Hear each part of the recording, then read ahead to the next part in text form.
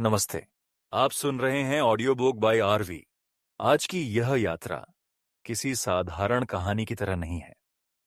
यह एक ऐसे व्यक्ति के जीवन के भीतर उतरने की कोशिश है जिसे अक्सर मंदिरों की घंटियों, मूर्तियों और चमत्कारों के शोर में ढक दिया गया।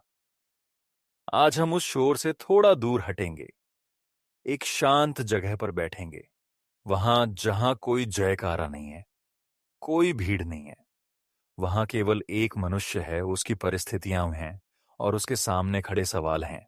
कल्पना कीजिए एक ऐसे बच्चे की जिसका जन्म होते ही उसके जीवन पर खतरे की छाया पड़ जाती है, जिसे अपनी पहचान छुपाकर जीना पड़ता है, जो खुले मैदानों और गांव की गलियों में खेलते हुए भी यह जानता है कि उसका जीवन सामान्य नहीं है। बाहर से देखने पर सब कुछ शांत लगता है, लेकिन भीतर ही भीतर डर और असुरक्षा की परतें बनती रहती हैं। यह कोई परी कथा नहीं है। यह उस मनुष्य की शुरुआत है जिसने बहुत जल्दी समझ लिया कि जीवन केवल बचपन की मासूमियत तक सीमित नहीं रहने वाला। उसने सत्ता के महलों में आंखें नहीं खोली। उसने राजसी आराम में बचपन नहीं जिया। उसका समय उन लोगों के बीच बीता जो रोज मेहनत करते थे, जो सामूहिक जीवन जीते थे, जो एक दूसरे पर निर्भर थे। इसी वातावरण में उसने लोगों को देखा, सुना और समझा। उसने धीरे धीरे यह जाना कि ताकत केवल हथियारों में नहीं होती। कभी कभी ताकत रिश्तों में होती है, कभी धैर्य में, और कभी सही समय पर चुप रहने में।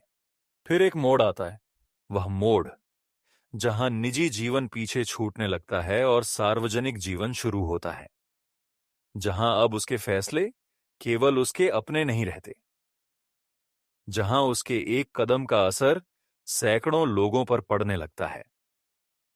यही वह जगह है जहां बहुत से लोग टूट जाते हैं। कुछ सत्ता के नशे में डूब जाते हैं, कुछ डर के कारण पीछे हट जाते हैं। लेकिन यह व्यक्ति न पीछे हटता है, न सत्ता को पकड़कर बैठता है। वह बीच का रास्ता चुनता है, एक ऐसा रास्ता जहां संतुलन बनाना सबसे कठिन काम होता है। उसके सामने युद्ध भी आता है, राजनीति भी आती है, रिश्तों की उलझनें भी आती हैं। उसे ऐसे निर्णय लेने पड़ते हैं जो बाहर से देखने पर सरल नहीं लगते। कई बार ऐसे निर्णय जिन पर सवाल उठते हैं, आलोचना होती है, लेकिन वह इन सवालों से भागता नहीं। वह उन्हें अपने साथ लेकर चलता है। शायद यही उसकी सबसे गहरी विशेषता बन जाती है। वह खुद को नायक बनाने की कोशिश नहीं करता। वह खुद को देवता साबित करने की कोशिश नहीं करता। वह बस परिस्थितियों के बीच खड़े होकर रास्ता तलाशता है। समय के साथ उसकी पहचान बदलती जाती है। लोग उसे अलग अलग नामों से देखने लगते हैं। कोई उसे मार्गदर्शक कहता है, कोई मित्र, कोई रणनीतिकार, कोई विचारक। लेकिन इन सभी नामों के पीछे एक बात समान रहती है। वह लोगों को तैयार जवाब नहीं देता। वह उन्हें सोचने की जगह देता है। वह आदेश नहीं देता। वह संकेत करता है। वह रास्ता खींचकर नहीं ले जाता। वह दिशा दिखाता है। और फिर युद्ध के बाद, जब शोर धीरे धीरे थम जाता है, जब रणभूमि शांत हो जाती है, तब वह व्यक्ति भी पीछे हटने लगता है। वह किसी सिंहासन पर बैठकर जीत का जश्न नहीं मनाता। वह बिना शोर किए दृश्य से बाहर चला जाता है। लेकिन उसकी उपस्थिति खत्म नहीं होती। वह लोगों की स्मृति में, उनकी बातचीत में, उनकी सोच में जीवित रहने लगता है। अब वह केवल एक शरीर नहीं रह जाता, वह एक विचार बन जाता है। यही वह बिंदु है जहां उसकी कहानी किसी एक समय तक सीमित नहीं रहती। वह हर पीढ़ी के सामने नए सवालों के साथ खड़ी हो जाती है। सत्ता क्या है? जिम्मेदारी क्या है? धर्म क्या है? सही और गलत की सीमा कहाँ है? इन सवालों के साथ उसकी उपस्थिति आज भी महसूस की जा सकती है। आज हम उसी यात्रा में उतरने वाले हैं। यह यात्रा किसी पूजा की नहीं है। यह यात्रा किसी उपदेश की भी नहीं है। यह एक शांत चलना है, एक ऐसे व्यक्ति के साथ जिसने जीवन को न सरल बनाया, न सुंदर दिखाने की कोशिश की। उसने जीवन को जैसा है वैसा ही देखा, उलझा हुआ, जटिल और फिर भी अर्थ से भरा हुआ। अब समय है उस नाम को सामने लाने का, जिसे आप पहले से जानते हैं, लेकिन शायद इस रूप में नहीं देखा। आज हम बात कर रहे हैं कृष्ण की। इस यात्रा में हम उनके बचपन से लेकर सत्ता के गलियारों तक जाएंगे, युद्ध के मैदान से लेकर विचारों की गहराई तक उतरेंगे और अंत में उस शांत जगह तक पहुंचेंगे जहां कहानी खत्म नहीं होती, बल्कि भीतर एक नया सवाल छोड़ जाती है। तो अपनी गति को थोड़ा धीमा कीजिए, सांस को हल्का होने दीजिए और इस यात्रा में हमारे साथ चलिए। गोकुल उस समय किसी बड़े नगर का हिस्सा नहीं था। यह यमुना नदी के किनारे बसा हुआ चरवाहों का एक छोटा सा समुदाय था। यहां जीवन की गति धीमी थी। सुबह का आरंभ गायों की आवाज से होता था और शाम को लोग अपने पशुओं के साथ लौटते हुए दिखाई देते थे। खेत, खुले मैदान, कच्चे रास्ते और साधारण झोपड़ियां, यही गोकुल का स्वरूप था। यहां राजमहल जैसी भव्यता नहीं थी, लेकिन एक सामूहिक जीवन की व्यवस्था थी जहां हर व्यक्ति दूसरे पर निर्भर था। इसी वातावरण में कृष्ण का पालन पोषण हुआ। नंद के घर में उन्हें किसी राजकुमार की तरह नहीं, बल्कि गांव के एक सामान्य बच्चे की तरह पाला गया। उनके आसपास वही दिनचर्या थी जो दूसरे बच्चों की थी। सुबह उठना, बड़ों के साथ काम देखना, पशुओं के पीछे जाना और दिन के अंत में गांव के बच्चों के साथ खेलना। यह जीवन उन्हें सत्ता और राजनीति से दूर रखता था, लेकिन लोगों के बीच रहना सिखाता था। गोकुल का समाज व्यक्तिगत नहीं, बल्कि सामूहिक सोच पर आधारित था। यहां कोई अकेला नहीं रहता था। संकट आने पर पूरा समुदाय एक साथ खड़ा होता था। इसी वातावरण ने कृष्ण के भीतर लोगों से जुड़ने की क्षमता को विकसित किया। वह केवल अपने परिवार तक सीमित नहीं रहे। गांव के बुजुर्ग, चरवाहे, महिलाएं और बच्चे, सभी के साथ उनका संपर्क बना। यह संपर्क आगे चलकर उनके सामाजिक व्यवहार की नींव बना। नंद और यशोदा ने उन्हें साधारण जीवन की आदत डाली। उन्हें बचपन से ही श्रम, जिम्मेदारी और सामूहिक अनुशासन का अनुभव मिला। यह अनुभव किसी विद्यालय से नहीं आया, बल्कि रोजमर्रा के जीवन से आया। यही कारण था कि कृष्ण का प्रारंभिक व्यक्तित्व केवल व्यक्तिगत नहीं, बल्कि सामाजिक संदर्भ में आकार लेने लगा। हालांकि गोकुल शांत दिखता था, लेकिन पूरी तरह सुरक्षित नहीं था। कंस का भय यहां तक भी पहुंच चुका था। समय समय पर बाहरी लोगों का आना, संदिग्ध गतिविधियां और असामान्य घटनाएं, यह सब संकेत थे कि कृष्ण का जीवन सामान्य परिस्थितियों में नहीं चल रहा था। नंद और वसुदेव लगातार सतर्क रहते थे। इस सतर्कता ने कृष्ण को बहुत जल्दी यह समझा दिया कि उसका जीवन केवल खेल और आनंद तक सीमित नहीं है। इन परिस्थितियों के बीच कृष्ण का व्यवहार अलग दिखाई देने लगा। वह केवल खेल में डूबा हुआ बच्चा नहीं था। वह लोगों को सुनता था, स्थितियों को देखता था और समूह के भीतर अपनी जगह बनाता था। गोकुल में उसकी उपस्थिति धीरे धीरे पहचानी जाने लगी। लोग उसे केवल नंद का पुत्र नहीं, बल्कि समुदाय का हिस्सा मानने लगे। यह पहचान किसी पद या अधिकार से नहीं बनी, यह व्यवहार और संपर्क से बनी। वह बच्चों के बीच सहज था, बड़ों के साथ सम्मानपूर्ण व्यवहार करता था और जरूरत पड़ने पर जिम्मेदारी भी उठाता था। यही कारण था कि गोकुल में उसका व्यक्तित्व धीरे धीरे मजबूत होता गया।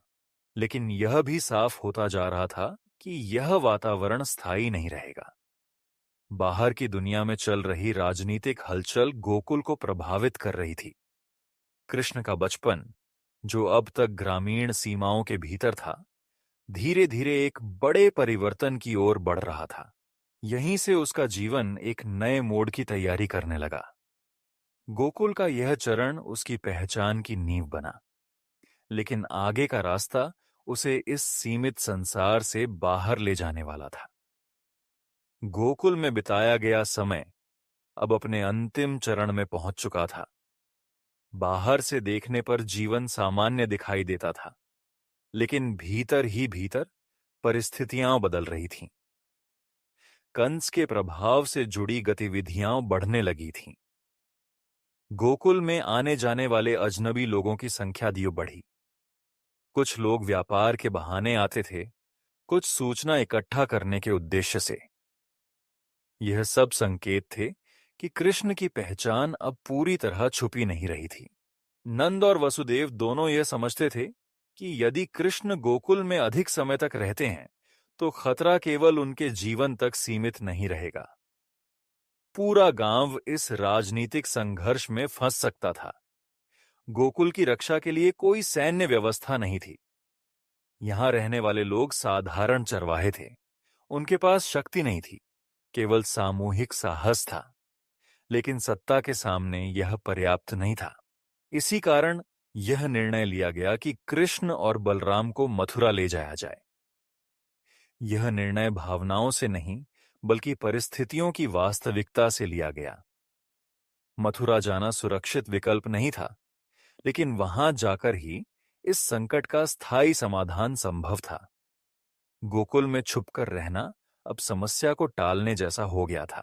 कंस की ओर से खेल प्रतियोगिता के नाम पर भेजा गया आमंत्रण इस निर्णय को तेज करने वाला कारण बना। बाहर से यह उत्सव का निमंत्रण था, लेकिन भीतर से यह शक्ति प्रदर्शन का मंच था।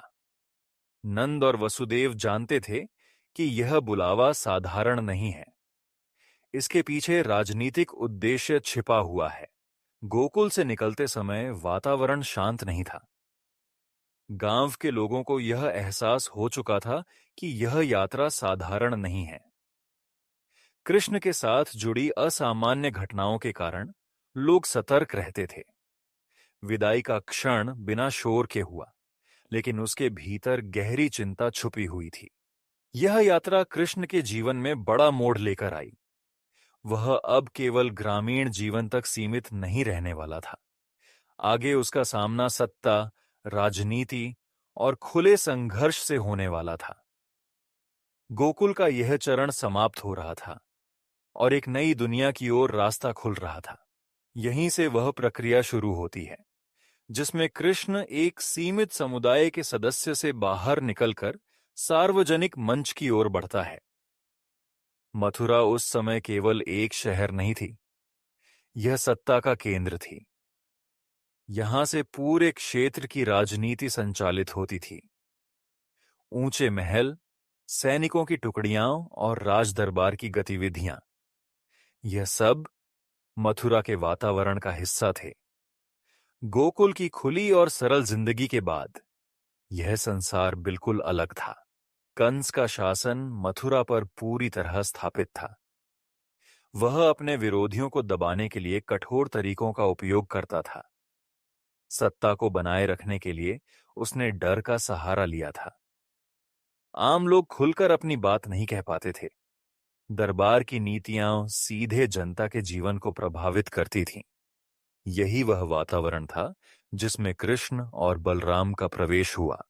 कंस द्वारा भेजा गया आमंत्रण बाहर से खेल प्रतियोगिता का रूप लिए हुए था, लेकिन वास्तविकता में यह शक्ति प्रदर्शन का मंच था।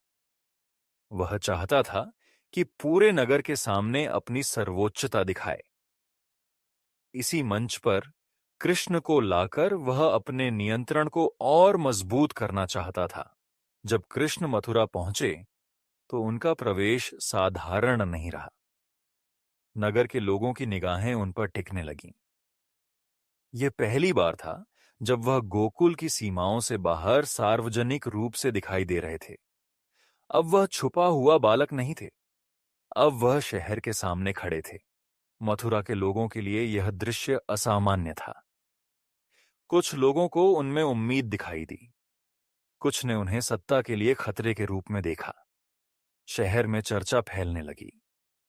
उनके आने से वातावरण में एक अलग प्रकार की हलचल पैदा हुई। इस चरण में कृष्ण केवल दर्शक नहीं थे, वह कंस की व्यवस्था, दरबार के माहौल और सैनिक तैनाती को समझ रहे थे। यह केवल प्रतियोगिता में भाग लेने की यात्रा नहीं थी, यह राजनीतिक मंच पर प्रवेश था। मथुरा में कदम रखते ही कृष्ण का जीवन सार्वजनिक बन गया। अब उसके फैसले केवल व्यक्तिगत नहीं रहे, अब उसकी उपस्थिति सत्ता की संरचना को प्रभावित करने लगी। यहीं से वह परिवर्तन शुरू होता है, जिसमें एक छुपा हुआ जीवन सार्वजनिक भूमिका में बदलने लगता है। मथुरा में कंस के शासन का अंत किसी अकेले युद्ध दृश्य की तरह नहीं देखा जा सकता। यह केवल एक व्यक्ति की हार नहीं थी, बल्कि एक पूरी सत्ता व्यवस्था का टूटना था। कंस ने वर्षों तक शासन को भय के आधार पर चलाया था। उसने अपने विरोधियों को दबाया, जनता को नियंत्रित किया और अपने आसपास एक ऐसा वातावरण बना दिया जिसमें असहमति के लिए जगह नहीं थी। इस कारण मथुरा के भीतर असंतोष धीरे धीरे बढ़ता गया था। कृष्ण और बलराम का मथुरा में प्रवेश इस असंतोष के बीच हुआ। कंस ने उन्हें सार्वजनिक मंच पर लाने का प्रयास किया ताकि अपनी शक्ति दिखा सके, लेकिन यही मंच उसके लिए उलटा साबित हुआ। जनता के सामने सत्ता का यह टकराव केवल दो व्यक्तियों का संघर्ष नहीं था, यह उस व्यवस्था के खिलाफ प्रतिक्रिया बन गया जो लंबे समय से लोगों पर बोझ बनी हुई थी। कंस के शासन के समाप्त होने के बाद मथुरा में सत्ता का संतुलन बदल गया। यह बदलाव अचानक पैदा हुई खुशी से नहीं, बल्कि एक गहरी राहत से जुड़ा था। लोग जानते थे कि भय आधारित शासन अब समाप्त हो गया है, लेकिन यह भी स्पष्ट था कि खाली हुई सत्ता की जगह को तुरंत भरना होगा, क्योंकि बिना नियंत्रण के शहर अराजकता की ओर जा सकता था। यहीं पर कृष्ण की भूमिका स्पष्ट रूप से दिखाई देती है। उन्होंने स्वयं सिंहासन संभालने का रास्ता नहीं चुना, उन्होंने सत्ता को किसी एक व्यक्ति के हाथ में केंद्रित करने के बजाय व्यवस्था को स्थिर करने पर ध्यान दिया। कंस के बाद वैध उत्तराधिकारी को शासन सौंपा गया ताकि राजनीतिक ढांचा पूरी तरह न टूटे। यह निर्णय भावनात्मक नहीं था, यह रणनीतिक था। यदि कृष्ण स्वयं राजा बनते तो यादवों और मथुरा के शासक वर्ग के बीच टकराव पैदा हो सकता था। इससे बाहरी आक्रमणों का खतरा भी बढ़ जाता। इसलिए सत्ता को स्थिर रखने का रास्ता चुना गया। इस चरण में कृष्ण का व्यवहार किसी विजेता राजा जैसा नहीं था। उन्होंने विजय का प्रदर्शन नहीं किया, उन्होंने दरबार में शक्ति दिखाने की कोशिश नहीं की। इसके बजाय उन्होंने यह सुनिश्चित किया कि मथुरा में व्यवस्था बनी रहे, जनता में अस्थिरता न फैले और बाहरी शासकों को हस्तक्षेप का अवसर न मिले। युगांत जैसे ग्रंथ इस घटना को एक नैतिक कथा की तरह नहीं, बल्कि एक राजनीतिक परिवर्तन की तरह देखते हैं। यहां धर्म का अर्थ केवल धार्मिक नियम नहीं है, बल्कि सामाजिक संतुलन भी है। कंस का शासन उस संतुलन को तोड़ चुका था। उसका हटना उस टूटे हुए ढांचे को फिर से खड़ा करने का प्रयास था। इस घटना के बाद कृष्ण की छवि बदलने लगी। अब वह केवल गोकुल का युवक या प्रतियोगिता में भाग लेने वाला व्यक्ति नहीं रहे, वह एक ऐसा नाम बन गए जो सत्ता परिवर्तन से जुड़ा हुआ था। यह पहचान उन्हें सार्वजनिक जीवन में और गहराई से ले गई, लेकिन यह पहचान किसी व्यक्तिगत महिमा पर आधारित नहीं थी, यह परिस्थितियों से पैदा हुई थी। कृष्ण ने इसे अपने लिए नहीं, बल्कि व्यवस्था के लिए उपयोग किया। उन्होंने सत्ता को अपने आसपास इकट्ठा नहीं किया, बल्कि उसे संतुलित करने की कोशिश की। मथुरा में यह बदलाव केवल स्थानीय स्तर तक सीमित नहीं रहा, आसपास के शासकों ने भी इसे ध्यान से देखा। यह संकेत था कि यादव क्षेत्र में अब एक नई शक्ति उभर रही है, लेकिन वह शक्ति सिंहासन पर बैठकर नहीं, बल्कि रणनीति और प्रभाव के माध्यम से काम कर रही है। यहीं से कृष्ण की भूमिका और स्पष्ट होती है।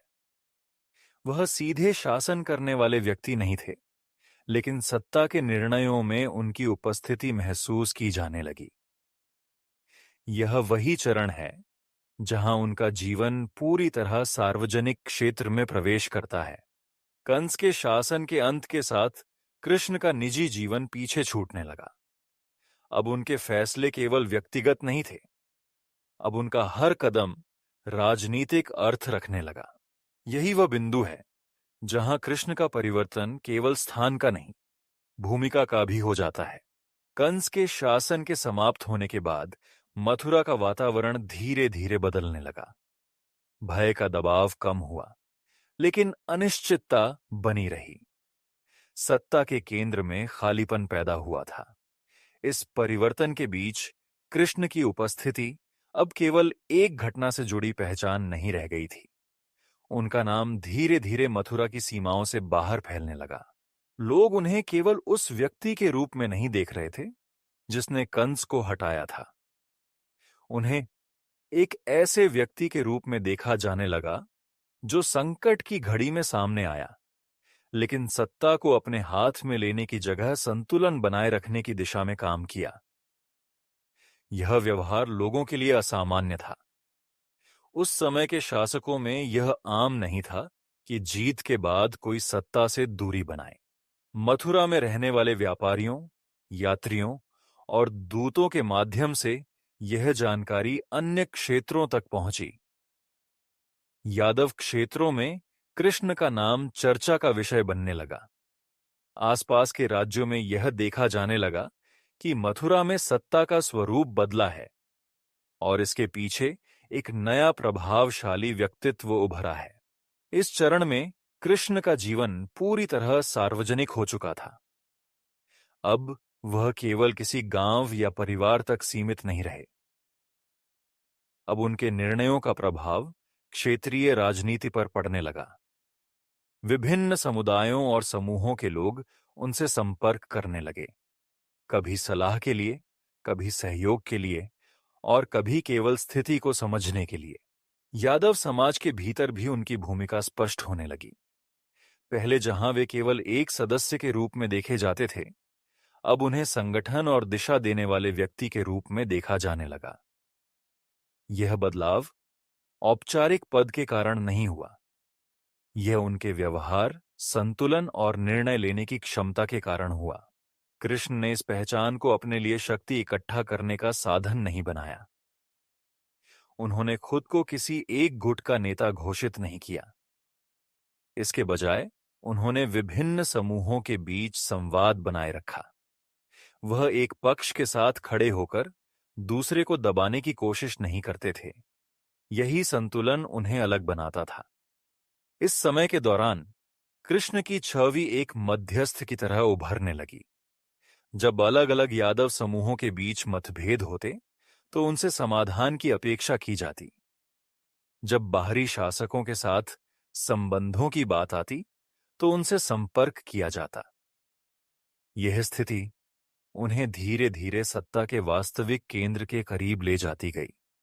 भले ही वह औपचारिक रूप से किसी सिंहासन पर नहीं बैठे। यह भी देखा गया कि कृष्ण ने अपने चारों ओर शक्ति का प्रदर्शन नहीं किया। उन्होंने न तो बड़ी सेना बनाई और न ही भय के माध्यम से प्रभाव स्थापित किया। उनका प्रभाव संबंधों, संवाद और रणनीति पर आधारित था। यही कारण था कि उनकी पहचान टिकाऊ बनी। मथुरा के बाद उनकी गतिविधियां केवल एक शहर तक सीमित नहीं रहीं। यादवों के विभिन्न क्षेत्रों में उनकी उपस्थिति महसूस की जाने लगी। अलग अलग स्थानों पर उनकी यात्राएं, मुलाकातें और बातचीत धीरे धीरे एक व्यापक नेटवर्क का निर्माण कर रही थीं। यह नेटवर्क तलवार से नहीं, बल्कि भरोसे और समझ से बन रहा था। इस समय कृष्ण के जीवन में एक और महत्वपूर्ण बदलाव आया। अब वह केवल प्रतिक्रिया देने वाले व्यक्ति नहीं रहे, अब वह पहल करने लगे। वह परिस्थितियों का इंतजार नहीं करते थे, बल्कि उन्हें आकार देने की कोशिश करते थे। यह बदलाव उन्हें एक सक्रिय राजनीतिक भूमिका की ओर ले गया, लेकिन इस भूमिका के साथ एक नई जिम्मेदारी भी जुड़ गई। हर निर्णय का असर अब केवल उनके व्यक्तिगत जीवन पर नहीं पड़ता था, उसका प्रभाव पूरे समुदाय और क्षेत्र पर पड़ता था। यही वह बिंदु था जहां कृष्ण का निजी जीवन लगभग समाप्त होने लगा और सार्वजनिक जीवन पूरी तरह शुरू हो गया। लोगों की अपेक्षाएं बढ़ने लगीं, उनसे समाधान की उम्मीद की जाने लगी, उनसे संतुलन बनाए रखने की जिम्मेदारी जुड़ने लगी।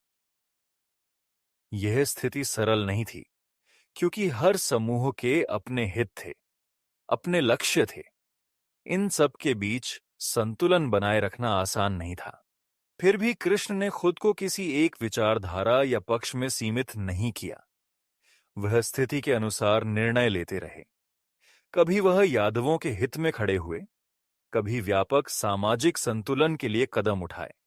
यही व्यवहार उनकी पहचान को और मजबूत करता गया। इस चरण में उनकी छवि धीरे धीरे एक स्थानीय नेता से आगे बढ़कर क्षेत्रीय प्रभाव वाले व्यक्ति की बनने लगी। लोग उन्हें केवल मथुरा से जोड़कर नहीं देखते थे। उनका नाम अब अलग अलग क्षेत्रों में पहचाना जाने लगा, लेकिन इस पहचान के साथ उन्होंने कभी खुद को महान साबित करने का प्रयास नहीं किया। उन्होंने अपनी उपलब्धियों का प्रचार नहीं किया। उनके आसपास कोई महिमा मंडन नहीं था। जो पहचान बनी वह घटनाओं और परिस्थितियों से बनी। यह समय उनके जीवन में एक तैयारी का समय भी था, क्योंकि आगे उन्हें और बड़े राजनीतिक संघर्षों का सामना करना था। पांडवों के साथ जुड़ाव, हस्तिनापुर की राजनीति और आने वाला महायुद्ध, यह सब अब भी भविष्य में था, लेकिन इसकी नींव इसी चरण में पड़ रही थी। यहीं से कृष्ण का जीवन एक नए स्तर पर पहुंचता है। अब वह केवल एक घटना के नायक नहीं रहे। अब वह लगातार चलने वाली राजनीतिक और सामाजिक प्रक्रिया का हिस्सा बन चुके थे। इस पहचान के साथ उनका रास्ता मथुरा से आगे बढ़ने लगा। अब अगला चरण उन्हें एक नए नगर, एक नई सत्ता संरचना और एक नई भूमिका की ओर ले जाने वाला था। यही वह बिंदु है जहां कृष्ण का जीवन पूरी तरह सार्वजनिक इतिहास में प्रवेश करता है और अगले बड़े परिवर्तन की तैयारी शुरू होती है। इस मथुरा में कंस के शासन के अंत के बाद कल रात 9 बजे इसी चैनल पर संतुलन बन चुका था। अगर आप इस पूरी यात्रा को समझना चाहते हैं, होने वाली तो अगले भाग में क्योंकि आसपास के शक्तिशाली शासकों के लिए यह परिवर्तन स्वीकार करना आसान